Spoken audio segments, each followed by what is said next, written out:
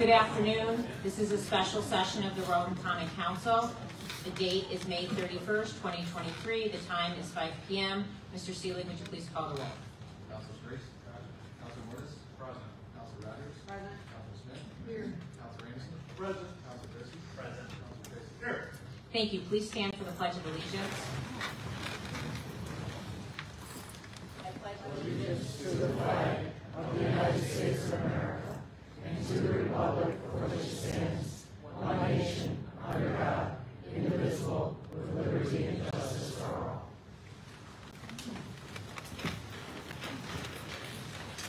Good afternoon. I'd like to welcome everyone to this special session of the Rome Common Council. At this time, I would like to introduce the Honorable Mayor Jacqueline Izzo to present the state of the city.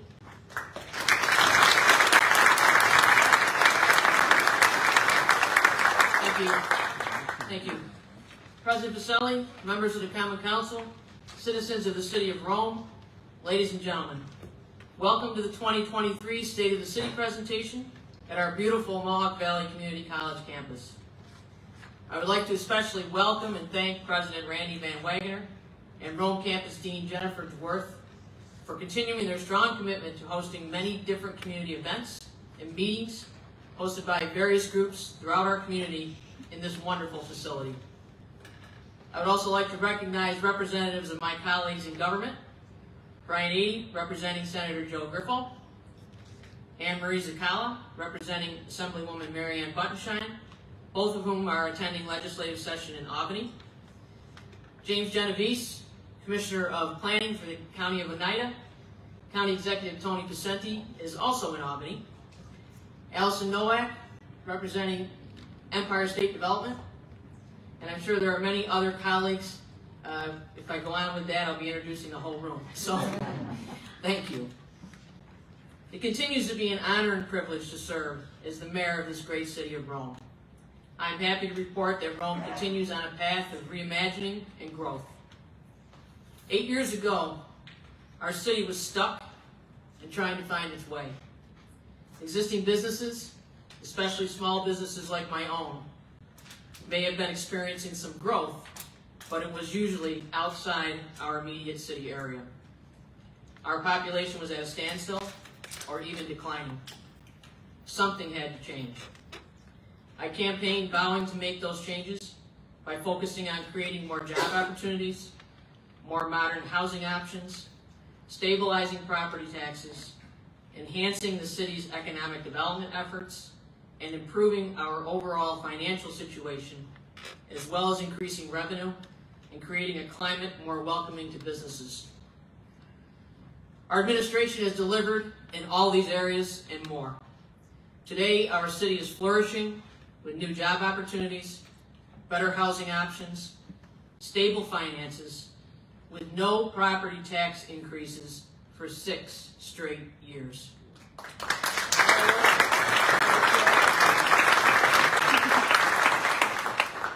An aggressive economic development strategy, and a city that welcomes entrepreneurs. Relationships in government are important, and we hit the ground running. Before taking office in 2016, we were fortunate to meet with all the regional commissioners representing New York State agencies, arranged for us by then Commissioner of General Services, Roanne DeStito. This meeting allowed us to outline our goals for the city in the new Izzo administration and gave the commissioners the opportunity to understand our vision and how that vision would fit with state-funded grant programs to move our city into the next couple of decades. I also began attending Oneida County Industrial Development Agency, OCIDA meetings in November before taking office, and to date have not missed one meeting since in 8 years. Never before had a mayor of the city of Rome been at the table to advocate for businesses wishing to expand or locate in the city and or become a tenant at the Griffiths Business and Technology Park. 3 weeks after taking office, we made our way to the Mohawk Valley Edge offices to meet with Steve DeMio and Shauna Papel. Not only did we need to forge a working relationship with Edge leadership, recognizing the Griffiths Business and Technology Park infrastructure lies in the city of Rome's jurisdiction, but we also required their assistance in staffing up our Community and Economic Development Department, which at the time did not have the personnel capacity necessary to carry out our long-term strategy. By laying all this groundwork, we were able to formulate an effective economic development strategy that would touch all 4 quadrants of our city: north, south, east and west, and the city's center downtown core. I also set about contacting developers, both local and statewide, inviting them to tour our city with me to lay out our vision for a revitalized city of Rome. The developers were presented future business and housing opportunities that we had identified to move Rome toward future growth. After touring and listening, the developers presented us with their ideas, and we then began putting together plans to apply for funding throughout many state and federal agencies.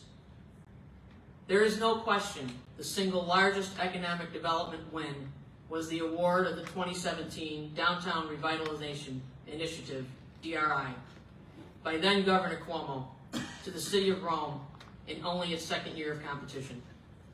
This funding set us on a truly transformative path in the downtown corridor.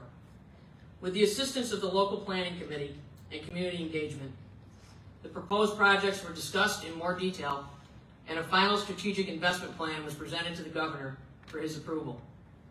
Today, the progress to date in the downtown area is truly remarkable. The Capitol Theater has replaced their marquee, lighting everyone's way to the downtown corridor and returning a point of pride to our city.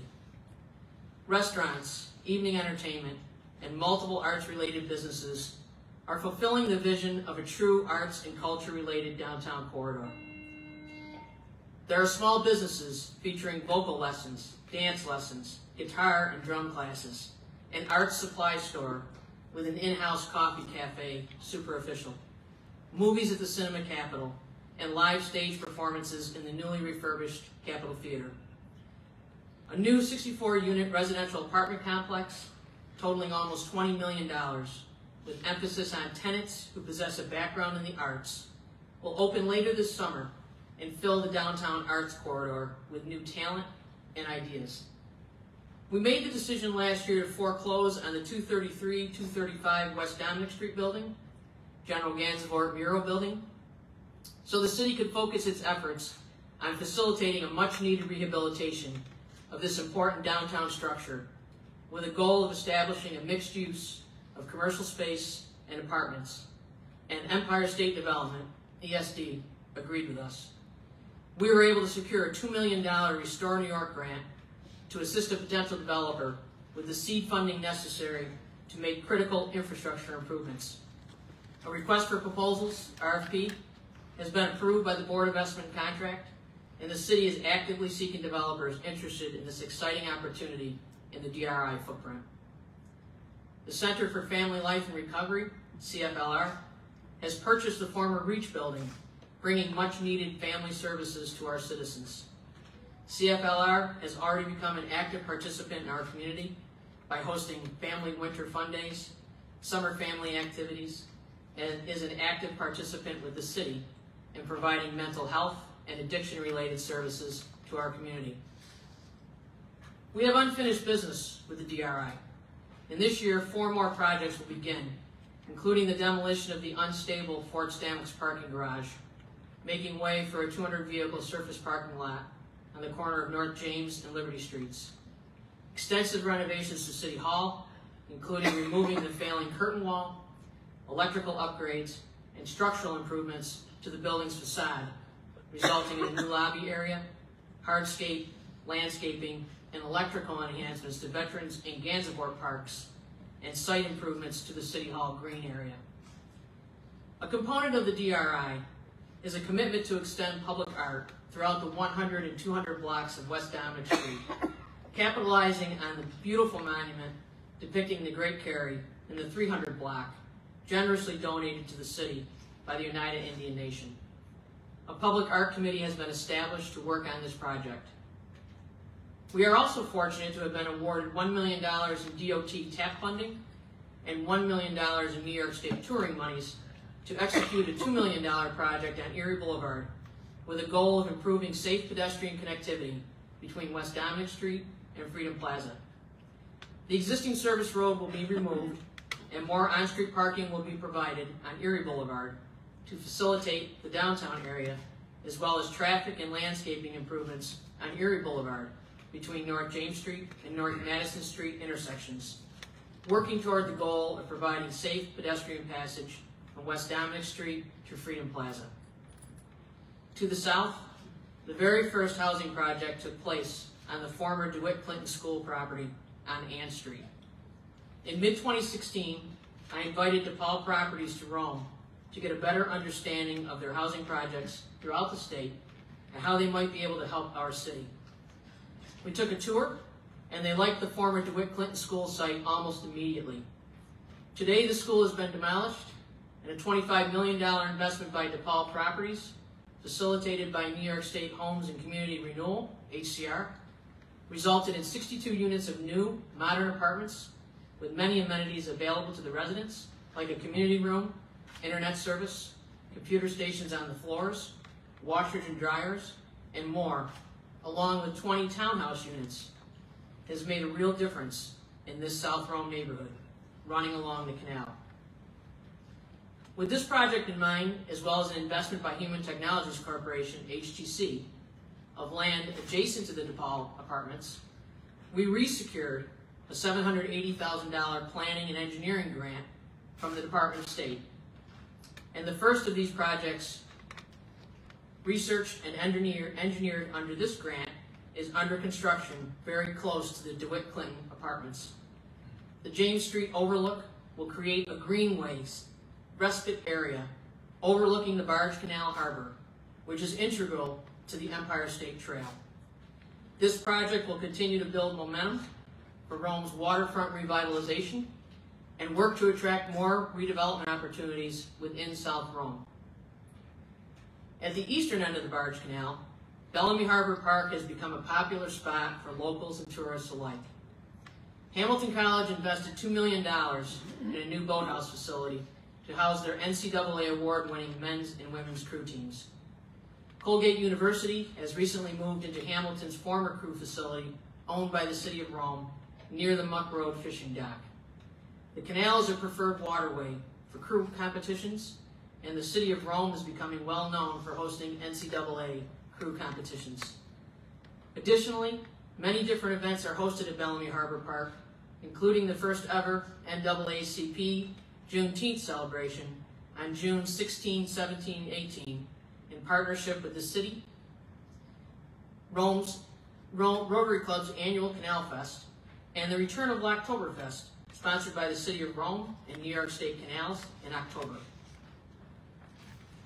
Funding was secured for the demolition and environmental cleanup of the former Rome Turney Radiator Factory on Canal Street. Armed with a $200,000 EPA grant, cleanup of contaminants began in earnest. However, during the excavation, more contamination was identified, and the site has since been accepted into the New York State Spill Program to remove deeper contamination than first previously discovered.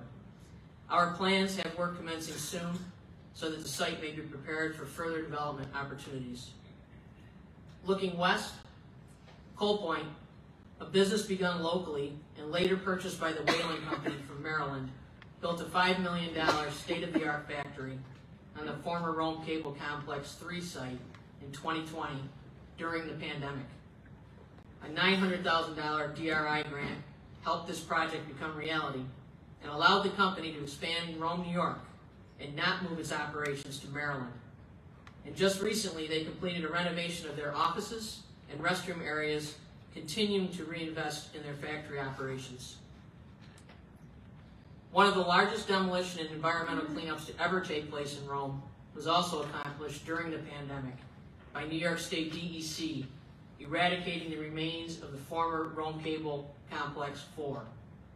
Enlisting Mohawk Valley Edge and complex owner RCBRC, I made it my personal goal to find the funding for this project after decades for this blighted factory complex sitting in our central western corridor.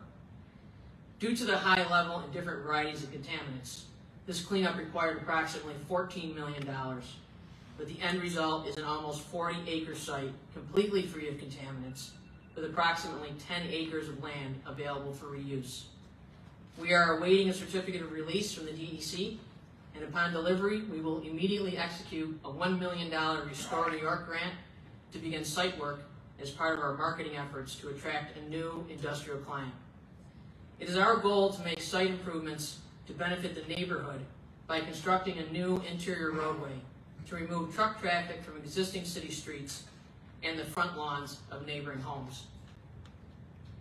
Heading east, East Dominic Street from Black River Boulevard to Mill Street was resurfaced with a complete streets concept, including bike paths and safer pedestrian crosswalks.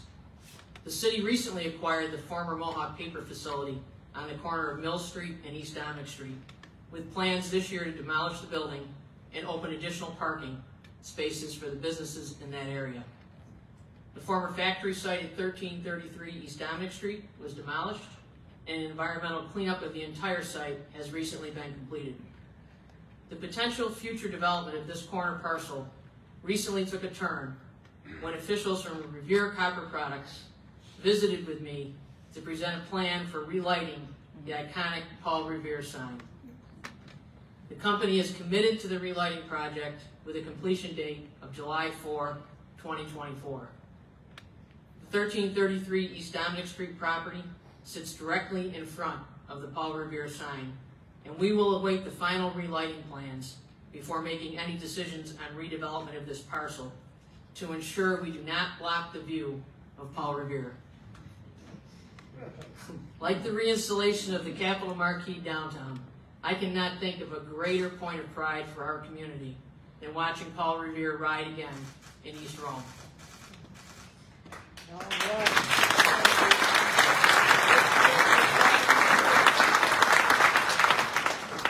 Also thinking toward our future, we made the decision to foreclose on the former Columbus School.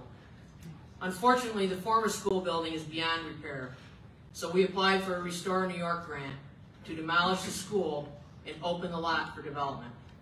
We were notified late last week that we were successful in securing $1.5 million to complete the demolition of the former school and rid the neighborhood of a terribly blighted piece of property.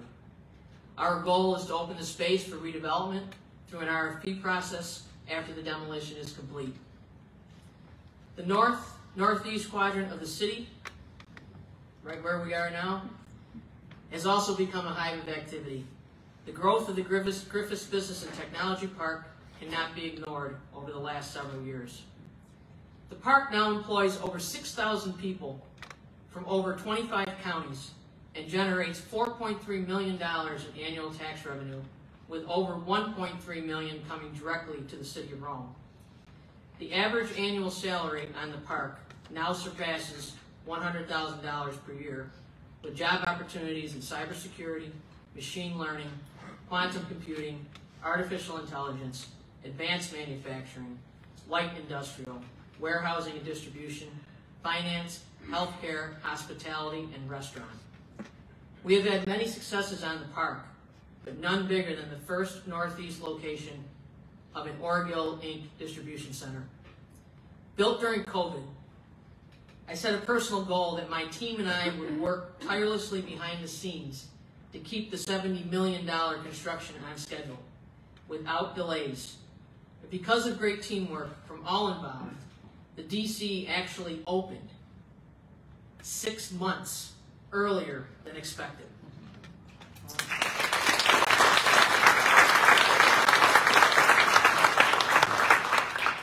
At the outset, company officials committed to providing 225 jobs. At the ribbon cutting, the company CEO approached me to let me know they were raising that figure to 275 jobs. And then last November, they increased their job target to 350 employees by the end of this year.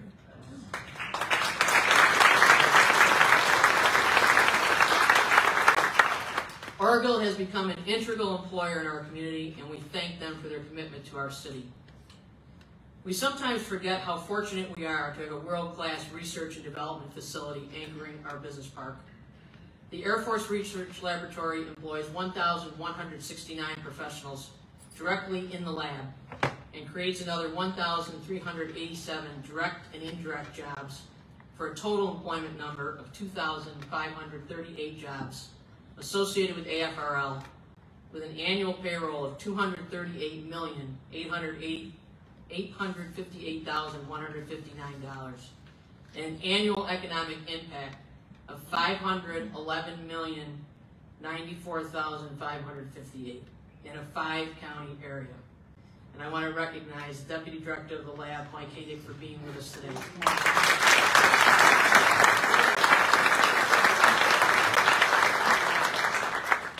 Recognizing AFRL's major economic role to our city and 5-county area, we are always working hard to prove the community's commitment to retaining this important government research facility. And that is why a small group, including AFRL officials, Central New York Defense Alliance, EDGE, Griffiths Institute, Oneida County, and myself began discussing an open collaborative campus environment focusing on academia, non-classified research, drone operations, and meeting spaces to complement the important work being done in classified settings within Rome Lab. The best location available was Building 100, and Oneida County stepped up to the plate, agreeing to participate in a $21 million renovation project that is now known as the Innovari Advancement Center, managed by the Griffiths Institute. The GI, under the guidance of President Heather Hage, has made remarkable progress with the facility, hosting dozens of meetings and events, not only on behalf of AFRL, but many different business groups throughout the community. This summer, they will welcome a record 300 interns and will host several STEM-related camps for children of all ages. Earlier this year, I was proud to be appointed by Lab Commander Major General Heather Pringle as an AFRL civic leader representing Rome Lab to the leadership at Wright-Patterson Air Force Base, along with former New York State Commissioner of General Services Roanne DeStito and EDGE President Steve DeMio. Recently, we were able to meet with General Pringle for over an hour on her visit to the lab earlier this year and advocate directly for Rome Lab programs and funding. Tomorrow, we will meet General Duke Richardson, Air Force Material Command Commander, and Mrs. Richardson for their first visit to AFRL since becoming AFMC Commander. I will then escort General and Mrs. Richardson on a tour of our city, highlighting our new housing opportunities at Air City, Woodhaven, and Delta Luxury Apartments and Townhomes. In 2017, we invited a number of developers, both local and throughout New York State, to visit our city. We researched developers who were familiar with creating residential and commercial projects, and after a number of visits, Bonaccio Construction stood out for their work in Saratoga. Our objective was twofold: create a mixed-use market-rate apartment community on the Griffis Business and Technology Park with commercial space that would provide office spaces, but also encourage more restaurants and retail to locate on the park. The second goal was to establish single-family housing on the former Woodhaven housing tract of almost 100 acres spanning Floyd Avenue and Park Drive. After many, many months of negotiations and market research, Bonaccio agreed with our vision for the park, and Air City Lofts was conceived. The success of Air City Lofts has been phenomenal. Construction got underway on Phase 1 in fall 2019, with the first apartment being occupied in spring 2021. Phase 2 construction began in fall 2020, with completion in spring 2022. Phases 1 and 2 total 256 apartments, all occupied, and 56,000 square feet of commercial space, which already includes Crust Restaurant and Bar and Bowl Boss. Phase 3 construction began in fall 2021, and the next 2 apartment buildings, some featuring loft-style apartments, will open this spring for a total private sector investment by Bonaccio Construction of $65 million.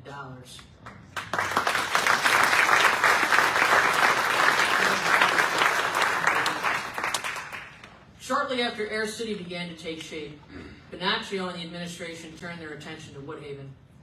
Bonaccio has completed the purchase of the bulk of the Woodhaven site, and began in earnest building new, modern single-family housing along Park Drive. Additionally, the administration applied for 2 rounds of federal earmarks, a total of $6 million in federal grants targeted for road reconstruction and other infrastructure improvements on Floyd Avenue and Park Drive. The #1 amenity identified during all 3 community engagement sessions held to determine the future of the Woodhaven site was a recreation facility. This wish will become a reality later this summer when ground is broken for a new YMCA.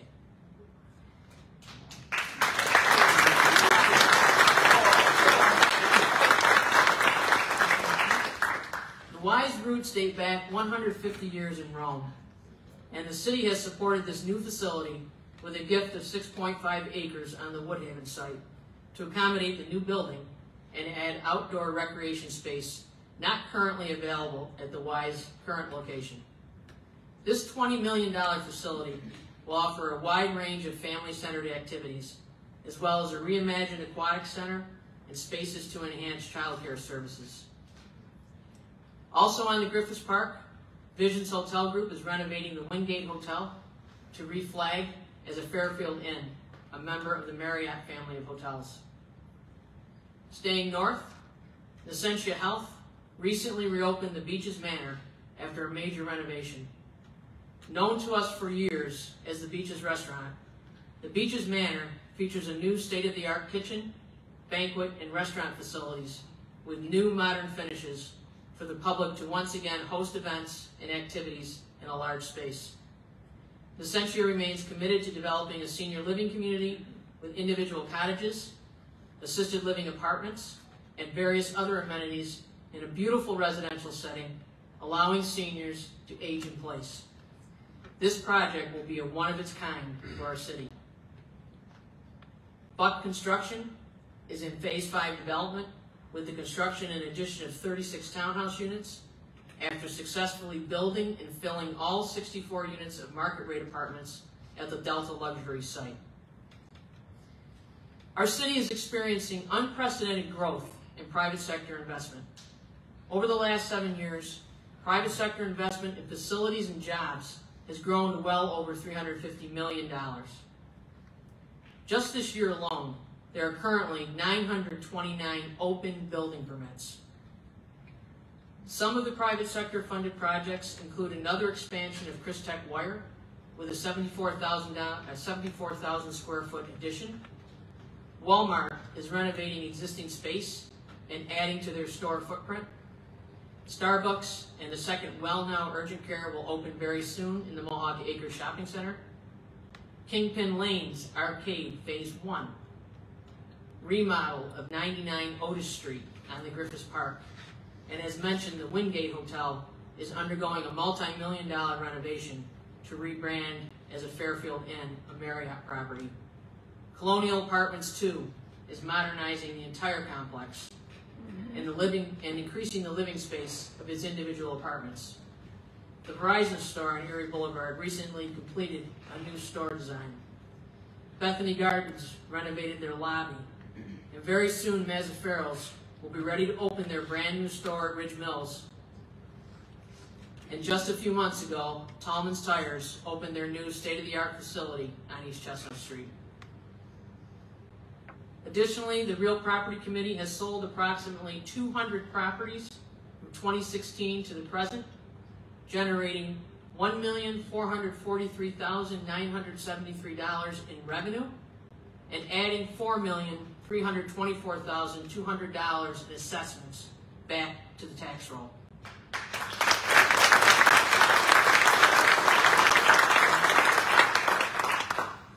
Equally as important as economic development assistance provided to businesses for facade improvements through the Federal Community Development Block Grant, CDBG. Since taking office in 2016, we have been successful in increasing our HUD funding amount to nearly $1 million or more a year on this formula-based allocation. Through this CDBG program, we have assisted 14 business facade improvement projects over the last 7 years, for a total investment of almost $825,000. Recipients include Capitol Cinema, Reach Center, Sugar Beets, Neighborhood Center, Technogenics, Ridge Street Improvements, Giroux Chiropractic, 262 West Dominic Street, 1409 East Dominic Street, the former Barco Abrasives building purchased recently by Copper City Brewery. CDBG Public Facilities Funds supported the DRI Copper City Commons outdoor dining spaces on West Dominic Street and July Ave, committing $345,890, as well as contributing to funding to public outdoor space at Waterfront Village with $11,331.52. The city also received supplemental CDBG CARES funding of $908,793, supporting many community-based nonprofit organizations who were focused on providing food drives, child care, and supportive services to our citizens during the pandemic. These agencies included Mohawk Valley Community Action Agency, Rome Alliance for Education, Rome Rescue Mission, Abraham House, Hospice and Palliative Care, Salvation Army, Rome Alliance Church, Catholic Charities, Center for Family Life and Recovery, YMCA, and Mission of the Christ Child. But the public sector is also pulling its weight by investing in its infrastructure. Easily matching the private sector investment, we are currently in the midst of the final stage of the Northwest Rome water improvements water expansion to North and West Rome, increasing water pressure and fire protection north, and opening new opportunities for development west with extension of water mains on Route 46. The combined three-phase total of the water expansion project is $32.5 million. This connection will allow the City of Rome to sell water to the town of Verona beginning as early as next year. Customers in the town will receive treated, potable water without the added expense of building a brand new water filtration plant, which would make the project unaffordable, but instead sharing the service with the City of Rome, whose water treatment facility can easily supply the town with water, and Rome realizing a new revenue stream, which will help us to continue updating the plant's treatment facilities as mandated by the Department of Health, and continue repairs to Kessinger and Boyd dams, further protecting our city's watershed. We just successfully completed cleaning and patching of the 50 million gallon reservoir with very little disruption to our customers and without completely draining the reservoir. The replacement of the city's interceptor sewer line that carries 90% of the city's total sewage is also underway. The line runs from the Erie Boulevard pump house, under the Mohawk River, along Railroad Street to the wastewater treatment facility, 2 miles of pipe at a cost of $15.6 million. The city has also aggressively applied for semi-annual Bridge New York funding and has been successful in securing funding to completely replace the Dewey Road culvert and Seifert Road bridge and to fully replace the Floyd Avenue Bridge concrete deck. The next two Bridge New York awarded projects to begin in Rome are the complete redecking of the Railroad Street Bridge over the Mohawk River at minimal cost to the taxpayers, and a $2.4 million rehabilitation to the South James Street Bridge. The City of Rome also has a Bridge New York application pending for the replacement of the Merrick Road Bridge over Wood Creek in the hopes of receiving the necessary $1.5 million for construction and engineering. All in all, the City of Rome has secured $7.9 million in Bridge New York awards over the last 5 years, and we have applied for $1.5 million more. These grant funds will allow us to address repairs to some of our major bridge and culvert inventory. Our administration has also been very aggressive working with the DEC to clean up environmentally contaminated sites, and in some cases, return those remediated sites to the tax rolls. Partnering with DEC through the Spill Compensation Fund, there have been 6 major cleanups of property that have sat vacant for years due to contamination issues. These cleanup projects took place between 2018 and 2019 at significant cost savings to the city through the Spill Fund. 501 West Thomas Street, corner lot with J Street, housed a former gas station and was remediated at a cost of almost $370,000. 6991 East Dominic Street was also the site of a former gas station, remediated at a cost of approximately $58,000, and was recently recommended to the Common Council for sale by the Real Property Committee, and sold the parcel and returned it to the tax roll.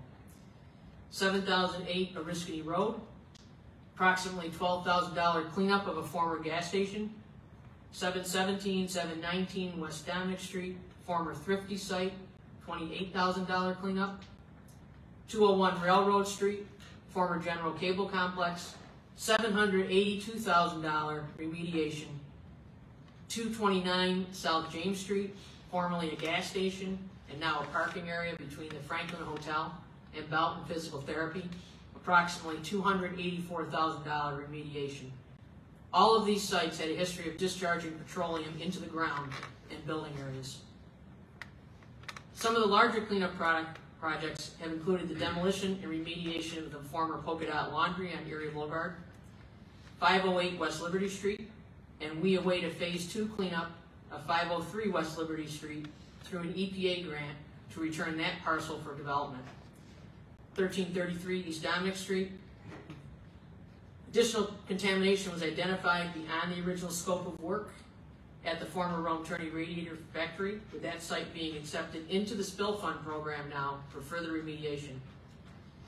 The Environmental Restoration Program has awarded the City of Rome a grant of over $1 million to demolish the existing building and completely remediate 1030 East Dominic Street. This city-owned facility has had an open DEC Record of Decision, or ROD, for years, with the most recent update in 2018 showing significant contamination. The city must now take the steps to close out the open ROD and protect the surrounding neighborhood from further contamination. The City of Rome recently received great news from the Federal Emergency Management Agency, FEMA. We have been approved for a $623,000 subrecipient grant for the acquisition and demolition of 5 properties located in the 100-year floodplain as a result of the 2021 flood. The properties are all privately owned on River Street and North Crescent Drive. The city applied to FEMA on behalf of the property owners and will administer the grant funds to acquire the properties from the homeowners for purposes of demolition and returning those parcels to green open space as specified by FEMA. This is a win-win for our residential property owners who were unfortunately forced from their homes during a most unusual, rare flood occurrence, beginning with 6 inches of rain over Lake Delta, with water flow continuing downstream to the city.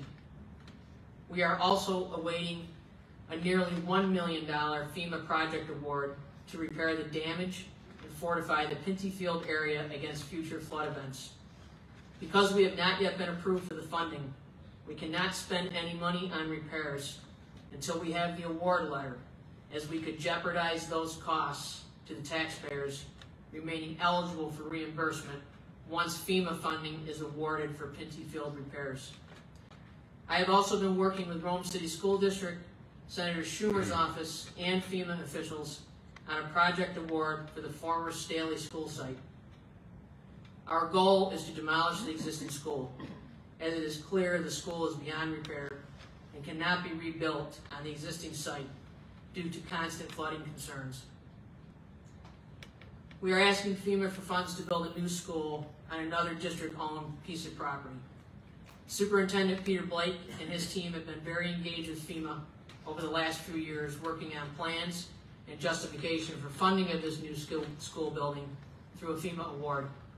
This is a very tedious process, but with the recently announced residential voluntary buyout, we hope the Pinty Field and former Staley school decisions are not too far behind. Public safety is always and has been an everyday concern for our administration since taking office. The Rome Fire Department responded to 6,496 alarms in 2022, a 10% increase over 2021, and performed 419 New York State Fire Code inspections in 2022. RFD recently began a transition to a community risk reduction program approach as opposed to visiting only schools during Fire Prevention Week. Firefighters visited elementary schools in March, meeting with smaller groups and tailoring each lesson for each age group.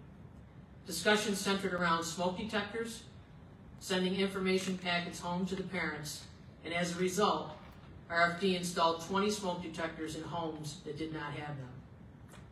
They offered free home fire safety inspections based on an NFPA checklist for single-family residences and partnered with local businesses giving fire safety presentations and instruction on issues like Grill Safety Day at Ace Hardware, Fire Safety Day at Walmart and Lowe's, and Family Day at Chris Tech Wire. RFD partnered with Oneida County Child Fatality Review Team and distributed 100 free fire extinguishers to homes where children reside or stay that did not have fire extinguishers previously. The department started a drone program, and 6 members received their Part 107 license. This will enhance RFD's search and rescue capabilities, as well as situational awareness and other incidences, such as hazmat incidents, where distance is required for safety. RFD will host an open house this Saturday, June 3rd, from 10 to 1 for the public, featuring fire station tours, cooking safety instruction, fire extinguisher demonstration, fire prevention and life safety information, blood pressure screening, and information for recruitment of future firefighters, demonstrating a walkthrough of the agility test. Our firefighters are highly trained professionals, and if you have had the unfortunate experience of experiencing a fire, our department is second to none in response and getting the fire situation under control. The Rome Police Department continues to perform at an extremely high level, keeping our city safe. The total amount of complaints, calls for service for Rome Police in 2022 was 33,908, compared to 29,453 in 2021. This is an increase for complaints and calls for service of 15% year over year, and we are all painfully aware of the effects New York State bail reform has had on all policing agencies throughout the state, with many crimes previously classified as felonies downgraded to misdemeanors, that now, instead of being held in jail, perpetrators are turned back out to the streets. Prior to the beginning of bail reform, in 2019, RPD made 565 warrant arrests. With the enactment of bail reform in 2020, the Warrants Division recorded 850 warrant arrests, an increase of 50%. This increase in warrant arrests shows the real-time effects of bail reform on our city, as well as communities across the state. The perpetrators are continually being released back into society, with many crimes being committed while those individuals are out on bail, or in most incidences, released on their own recognizance. With this information in hand, and recognizing that bail reform was changing the enforcement landscape, Chief David Collins created the Street Crimes Unit, SCU, in April 2022 to be more proactive in removing drugs from our streets. Since its inception a little over a year ago, SCU has made 190 arrests, seized over an ounce of cocaine in 5 separate cases, and over half an ounce of fentanyl in 1 case. These drug totals do not include misdemeanor level seizures of drugs and drug paraphernalia. Major crimes including murder, rape, burglary, robbery, assaults, and larcenies totaled 487. 413 of these were larcenies in 2021. And in 2022, the total was 497, 394 larcenies, an increase of 2%. The Community Impact Unit, CIU, recorded 20 quality of life offenses in 2021, compared with 33 in 2022, representing a 65% increase from the prior year. CIU made 48 arrests in 2021, compared with 208 arrests in 2022, a 333% increase as the unit matured in its operations.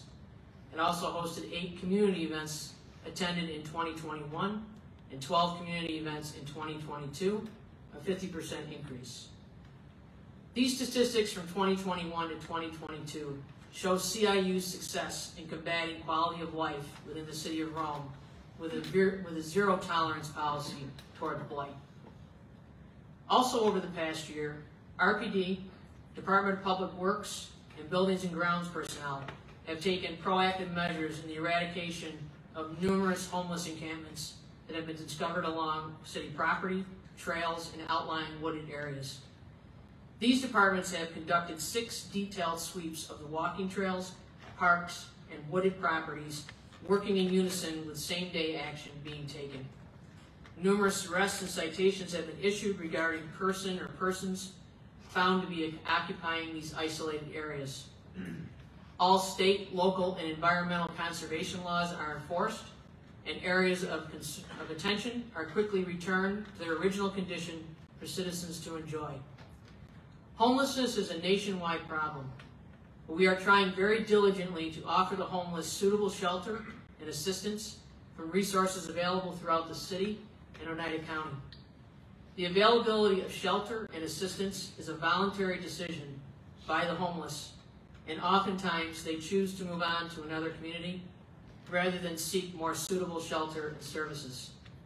This issue afflicts every big and small city across the county. Rome residents are encouraged to notify the city and/or RPD if they have concerns so swift action can be initiated and addressed. As we progress through spring and summer, we will continue to monitor our city walking and bike trails, public parks, recreational sites, and facilities to maintain them in a safe environment for all to enjoy. Rome Police will also continue its aggressive, zero-tolerance approach from the smallest of crimes to the most serious of crimes. They will adapt to the changes in the law that are debated in the New York State Legislature and signed into law by the governor so that RPD may present thoroughly investigated cases for prosecution by the Oneida County District Attorney's Office. Rome is and continues to be a very safe place to live and raise a family. And with the professionalism and attention to detail paid to events happening throughout our city by our RPD officers, we will continue to be one of the safest and welcoming communities in New York State.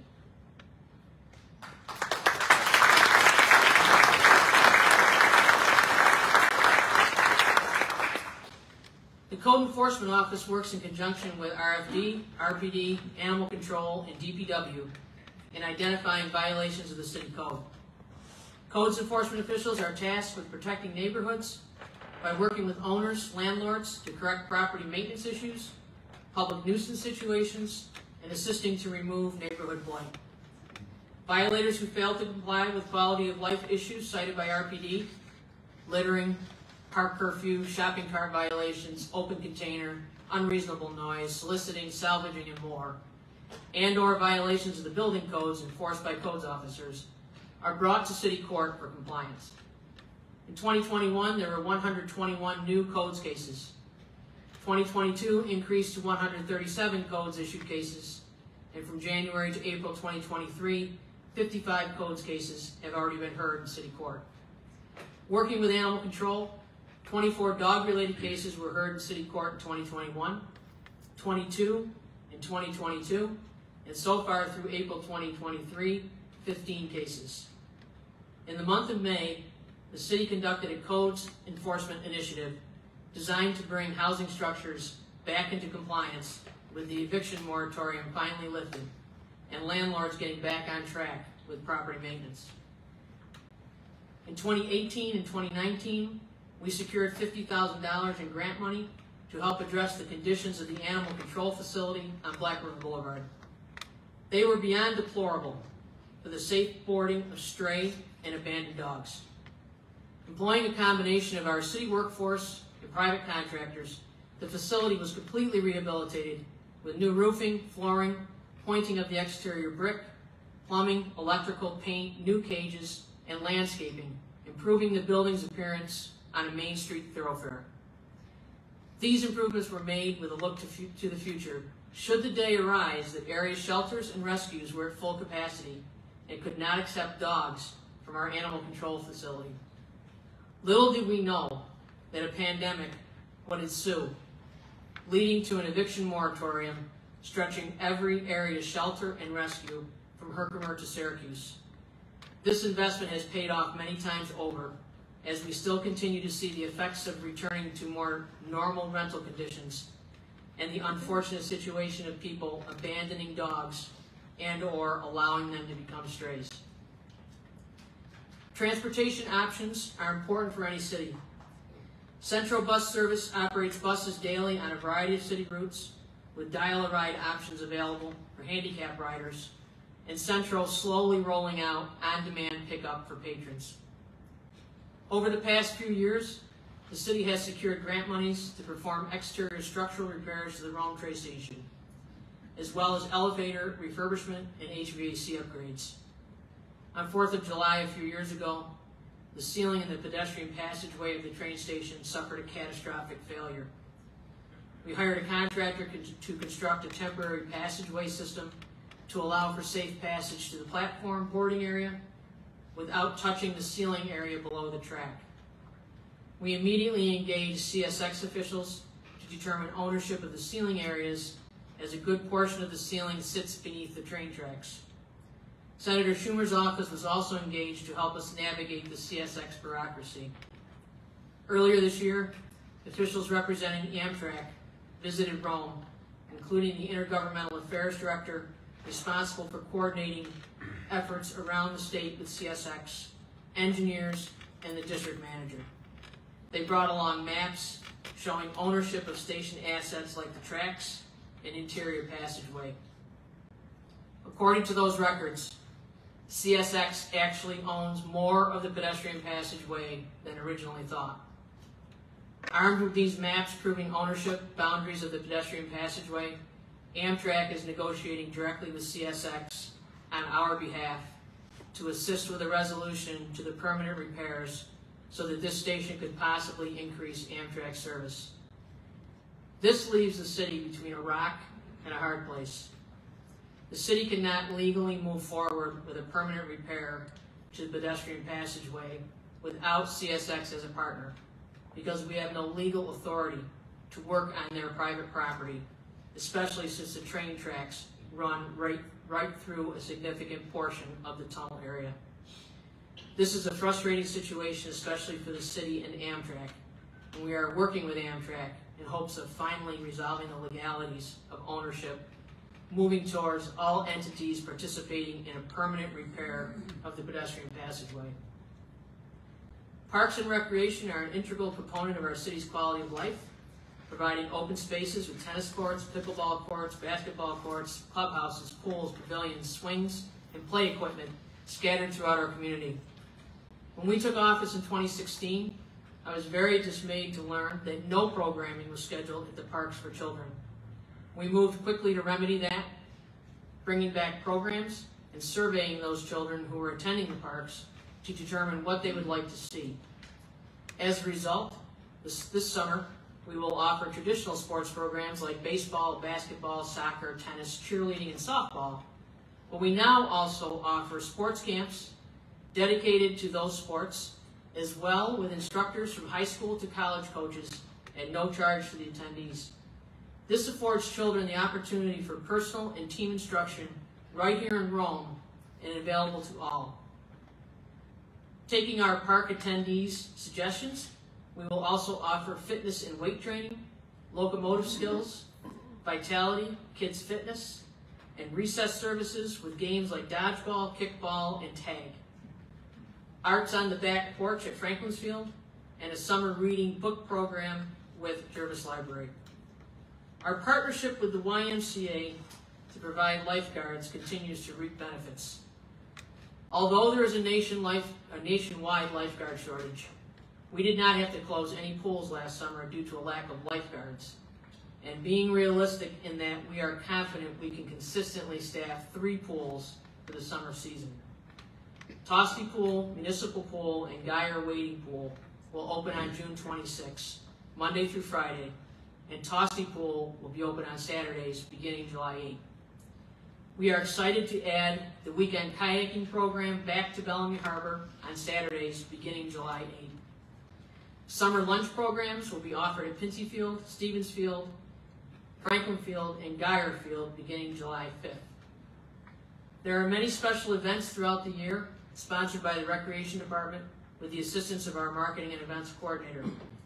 They include the Easter egg hunt and free movie at the Capitol Theater, 5 park movie nights at various locations in the city during the summer months, Law Enforcement Day held in conjunction with the Rome Police Department, Christmas in July on the Green at the corner of Liberty and George Streets, Honor America Days Carnival, Canal Fest sponsored by Rotary at Bellamy Harbor Park, the Summer End Carnival and Movie with the Lions Club sponsoring at Franklinsfield, Halloween Trick-or-Treat Street and Movie on the City Hall Green, with a Halloween house decorating contest, and of course the annual Christmas tree lighting ceremony with a Christmas house decoration contest and a Christmas movie at the Capitol.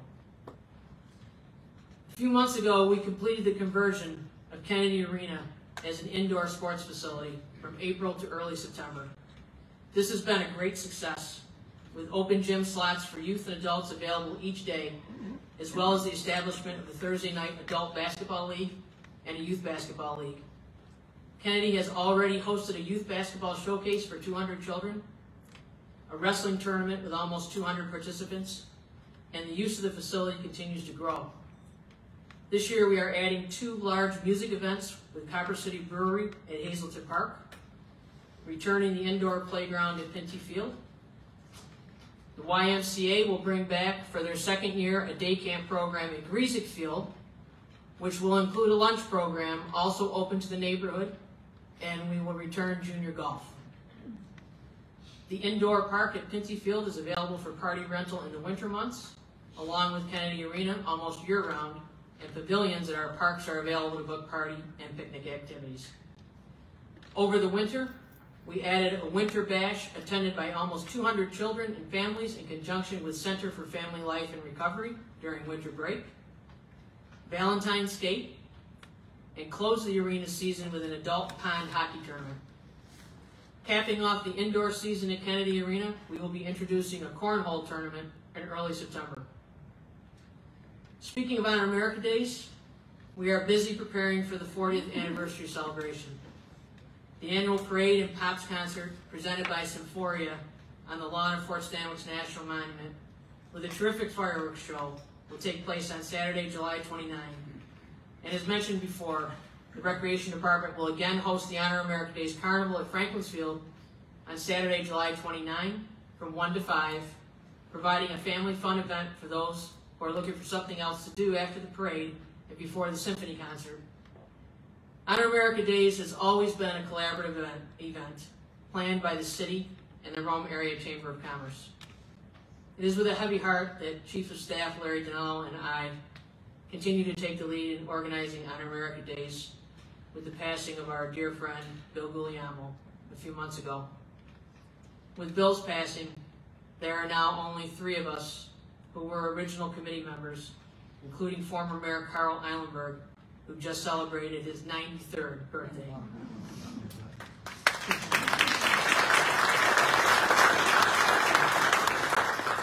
And he is doing well. Work continues to expand the Mohawk Trail from Chestnut Street along Black River Boulevard to Wright Settlement. And soon, with the award of $3.5 million late last year, the trail will further expand along Route 46 to the Lake Delta State Park.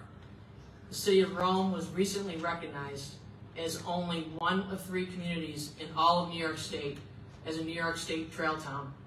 This is an honor for our city, as it will bring statewide and national attention to our robust trail system and will make Rome a destination for bikers and hikers alike.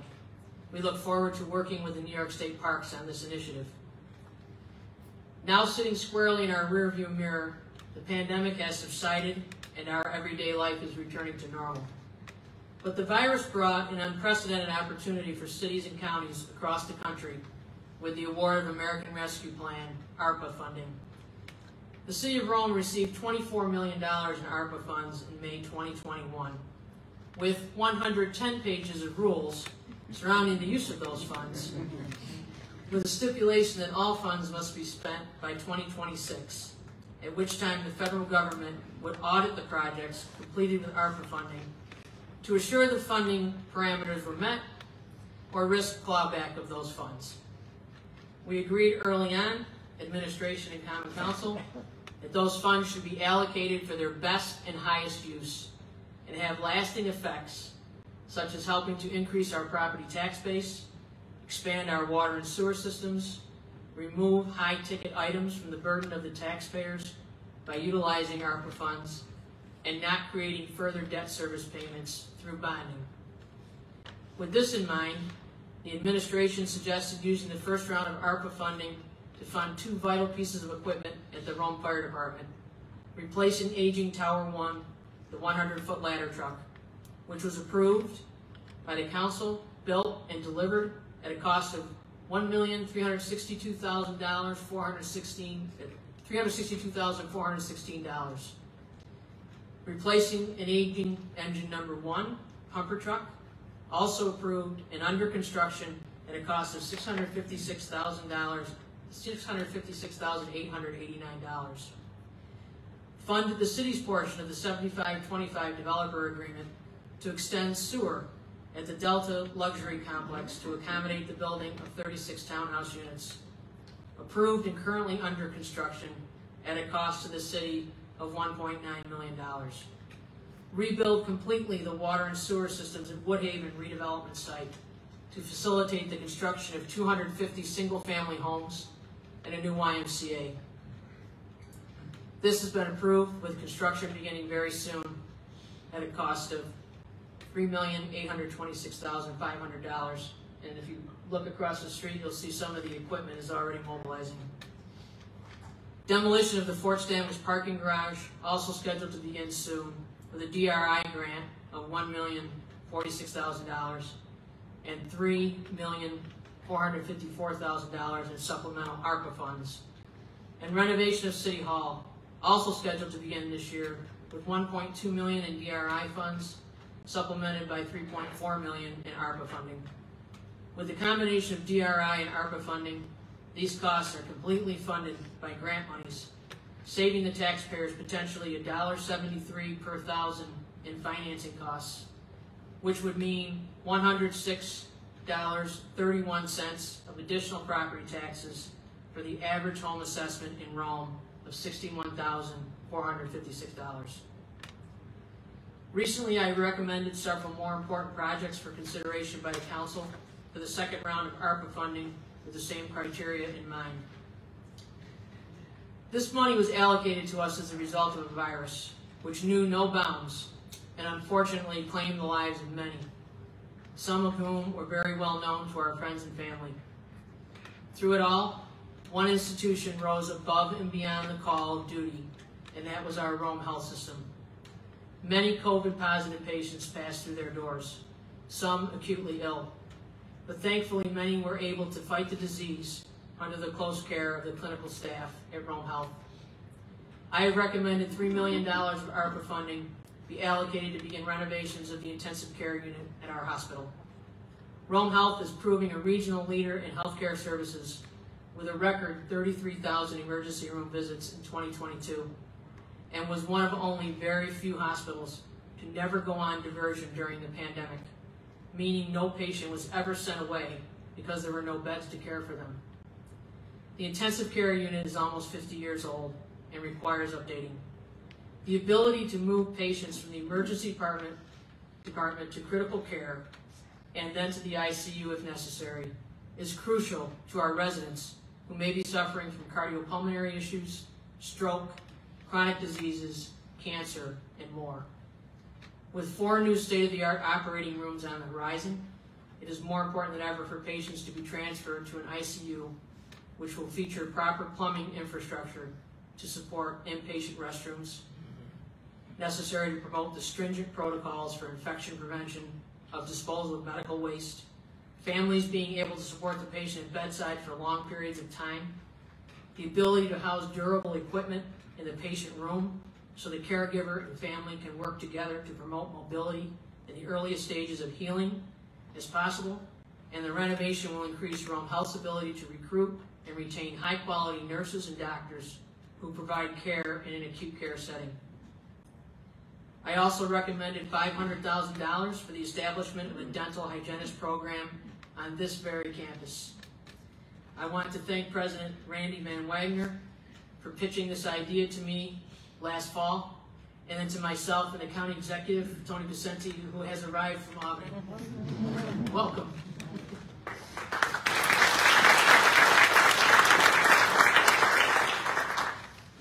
There is a shortage of dental hygienists in the 5-county region. This program will begin filling that need, but also include a teaching clinic with availability for dental hygiene services for community members who might not otherwise be able to seek preventative dental care. The establishment of this $1.5 million program will bring a one-of-its-kind curriculum to the Rome campus, address the shortage of dental hygienists in our region, and allows the City of Rome to participate in supporting higher education in our city, an opportunity we would otherwise not have without the use of ARPA funding. Our city lacks significant resources to address mental health in our community, which is why I also recommend that $300,000 of ARPA funding be committed to the Center for Family Life and Recovery, CFLR, the area's leading resource provider for advocacy, prevention, counseling, and training for those seeking help with mental and substance abuse disorders. CFLR recently purchased the Reach building at 201-211 West Dominic Street for purposes of creating a community impact center whose vision is to lessen barriers to services, decrease stigma, and positively impact Rome by providing prevention, treatment, and recovery services programming. This year alone, Rome has had 9 non-fatal overdoses. While we have an aggressive program in place to create new housing and thus increase our residential population, we must also recognize that a strong healthcare system is a must for our citizens, and funding these 3 initiatives will go a long way to ensuring our healthcare system remains robust and diversified in its service offerings. The City of Rome has a unique opportunity to make a substantial difference in the maintenance of residential housing located in federally designated qualified census tracts in the city with the use of federal ARPA funds. With the loss of revenue and the ongoing issues related to maintaining good health, the administration realizes some of our residents are not able to afford home improvements such as painting, roofing, porch replacement, siding, or removing a collapsed garage. So I have recommended a $1.2 million for a residential home rehabilitation program to be administered through the Homeownership Center in Utica, which has a very successful track record of operating many different home improvement programs. When the announced recommendation was first made public, the Home Ownership Center received over 40 calls from residents in Rome inquiring about the program. Also in neighborhood improvement, I have recommended $500,000 for a sidewalk repairs improvement program. The city has maintained a list for years of sidewalk improvement requests in various neighborhoods throughout the city. And we are proposing to fill all those requests and continue with ADA accessibility intersection improvements, because sidewalks are an important component to lift up neighborhoods, providing safe pedestrian passage and ADA accessibility. If anyone has had the pleasure of seeing the renovation of the Beaches Manor in the last few weeks, it is truly stunning and brings a banquet facility back in service for the City of Rome. But the owner of the former Beaches property, Essentia Health, has bigger plans for the property. They are designing a first-of-its-kind in our city senior living community designed to allow residents to, quote, age in place. In order to achieve this vision of providing cottage-style housing, an extension is required of the water and sanitary sewer service. I am proposing $400,000 of ARPA monies be dedicated to extending an existing 8-inch water utility from the Brookside Village housing area to the east to an existing 8-inch water transmission line which serves properties on the east end of Potter Road. These extensions will improve water quality along Potter Road, Winfield Circle, the Brookside Village, and extend sanitary sewer service to the proposed new development and the existing Jehovah's Witness complex on Potter Road. Potter Road development is vital to the northern expansion of utilities in the City of Rome. Many years ago, a controversial plan was put in place to reinvent the downtown area called urban renewal. Leaders at the time envisioned thousands of people visiting Rome annually to enjoy the newly recreated Fort Stanwix and Erie Canal Village. Unfortunately, those plans did not come to fruition exactly as imagined by those leaders, and the city was left with the maintenance of 2 large parking garages. Of course, no one envisioned many decades later that those parking facilities might fail structurally, but that is exactly what happened, and tough decisions were made recently to demolish both garages for surface parking lots. Agreements were put in place to provide covered parking spaces in the garages for apartment buildings in the downtown area when the parking garages first opened for public parking. Our administration anticipated some unknown issues would surface as a result of demolishing the garages. But it is clear that we have an issue with providing parking spaces for those apartment residents and the ever-present snow our city receives in a given winter. It is for this reason that I have proposed allocating $1 million for a downtown parking canopy on the surface lot at Liberty and James Streets. This canopy will allow the city to remove snow more easily and not plow residents into their parking space. If this system provides the proper covering to allow for snow plowing without plowing residents' cars in, then we will also be looking for a grant-funded project to provide a similar system on the George Street parking lot.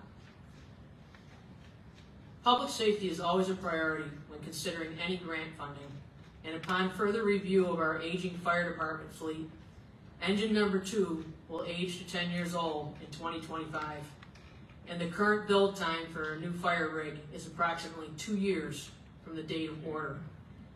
This is a direct burden to city taxpayers on the property tax rate, and therefore I have proposed $800,000 in ARPA funding to begin the process of replacing engine number 2 and strengthen RFD's engine fleet for years to come. For years, counselors and community residents have advocated for the renovation of the Rome Art Community Center. The entirety of this property is owned by the City of Rome, which makes it very difficult for a municipality to identify grant funding streams friendly to a municipally owned facility. So this is truly a once-in-a-lifetime opportunity to address fortifying the main mansion house, as well as the surrounding outbuildings and grounds. I have recommended $950,000 in ARPA funding based upon Labella Associates' structural assessment of the facilities. Franklin's Field Clubhouse is probably the most recognizable historic building in our park's inventory. Easily accessible from North James Street and Black River Boulevard, the park hosts many activities from spring to fall. The clubhouse facade was failing terribly on both sides of the facility and becoming a hazardous situation. 2 years ago, we were able to locate a vendor who could match the original masonry block, and the items were purchased. The project was slated for 2022, but construction cost was high, and other necessary materials were slowed through the supply chain.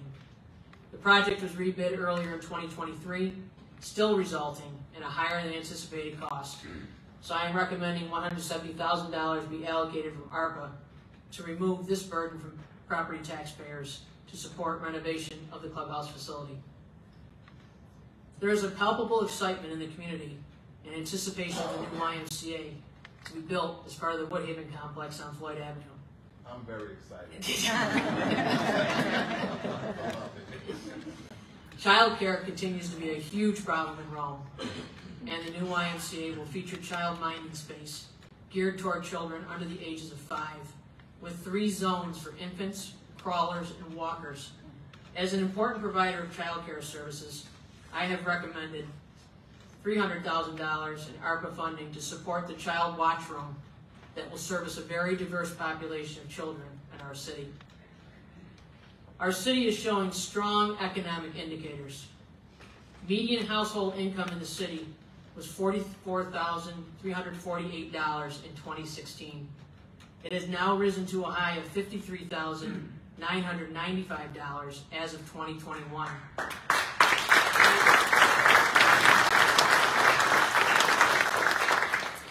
When the latest economic data is available.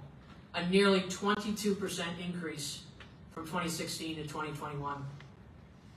Employment continues to recover from the pandemic, with most sectors continuing a steady recovery, with the exception of manufacturing, which rebounded in 2022 to have more jobs than at any time in the last decade, 1,765 jobs.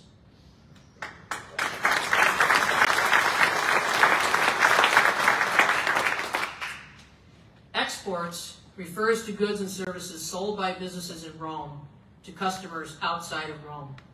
Overall, exports from Rome grew 40%, from 4.25 million to 5.93 million from 2020 to 2022. That's important because that was during the pandemic. And exports as a percentage of total sales increased from 80 to 83%. Very good news.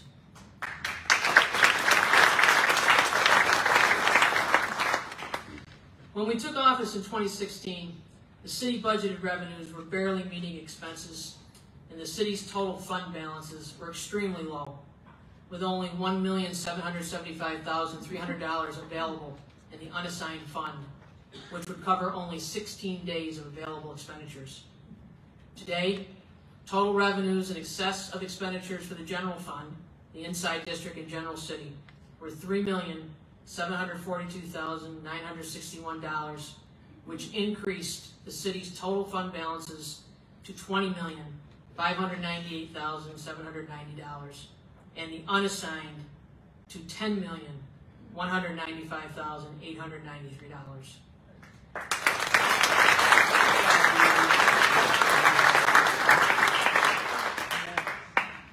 At the current level, the unassigned could fund up to 85 days of expenditures without the city receiving any revenue, a much stronger position in the case of a catastrophic event affecting city operations for a long period of time. During the 7 years of our administration, total revenues increased 16%, from $41 million in 2016 to $47 million in 2022. The largest increase was in sales tax, which increased 34.5%, from $9.4 million in 2016 to $12.7 million in 2022. Real property tax collection increased 2.1% during the 7 years, from $14.9 million to $15.2 million in 2022. City taxable values were $828 million in 2016, increasing to $837 million in 2022, for an increase in taxable value of $9.1 million.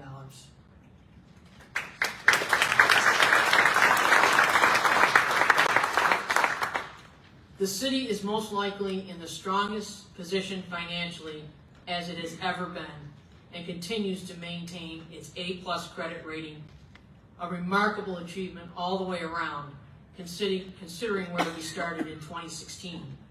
And we have accomplished all of this without raising property taxes for 6 straight years.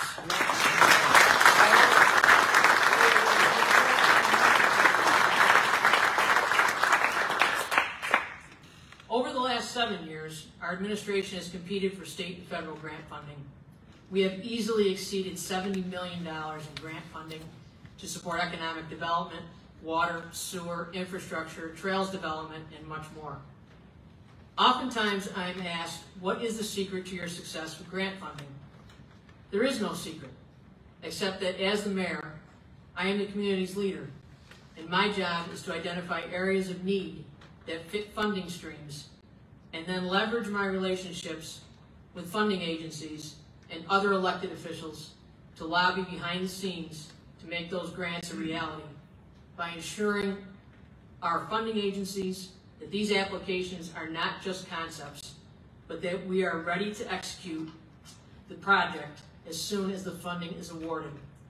The City of Rome has a terrific closing rate on grant-funded projects, and our DRI is a model throughout the state for efficiency and producing solid results.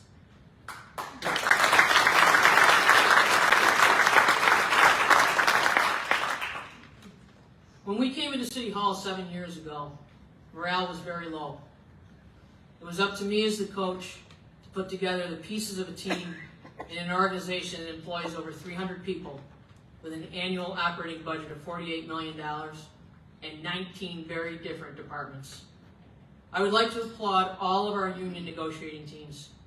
We have had 2 cycles of contract negotiations, and in both instances, we were able to craft fair and equitable collective bargaining agreements across the board without resorting to mediation or arbitration.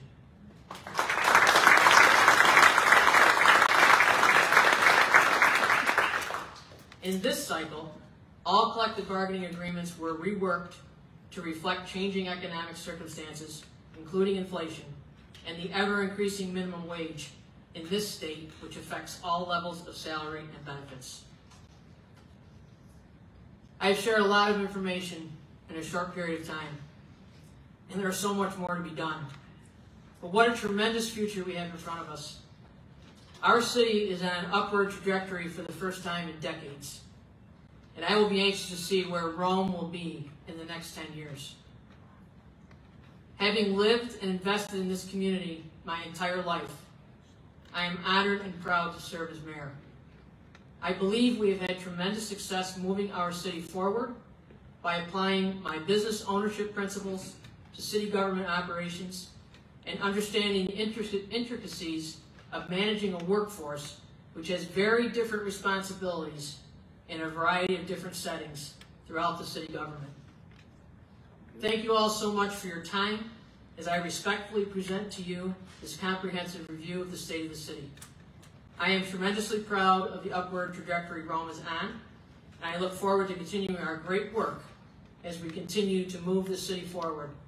I wish the best for all our citizens and God's blessings to the city of Rome.